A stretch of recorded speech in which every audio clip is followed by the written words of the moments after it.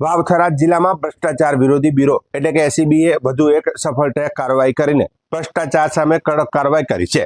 એક જાગૃત નાગરિકની ફરિયાદના આધારે એસીબીએ સિવિલ કોર્ટના આસિસ્ટન્ટ કોર્ટ કમિશનરને ગેરકાયદેસર લાંચ સ્વીકારતા રંગે હાથ ઝડપી લીધા છે।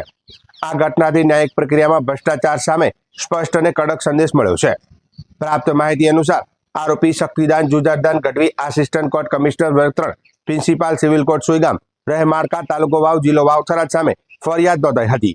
ફરિયાદના વિરુદ્ધના દાવાના સંદર્ભમાં સિવિલ કોર્ટ દ્વારા સ્થળ પર જ પંચનામું કરવાનો હુકમ કરવામાં આવ્યો હતો। આ કામગીરી કરવા માટે આરોપી દ્વારા સરકારી ફી ઉપરાંત વધારાના 3000ની ગેરકાયદેસર લાંચની માગણી કરવામાં આવી હતી।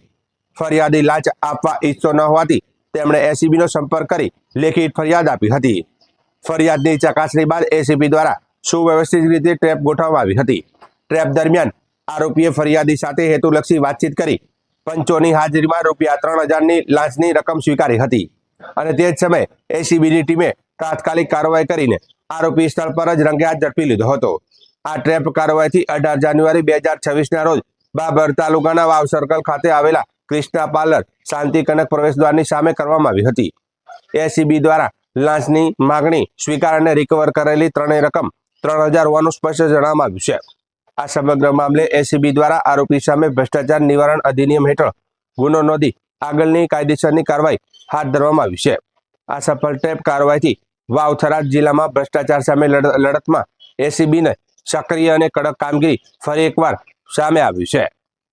રિપોર્ટ ધ્રુપલ જયસ્વાલ, યે હે ન્યૂઝ ઇન્ડિયા, વાવ-થરાદ।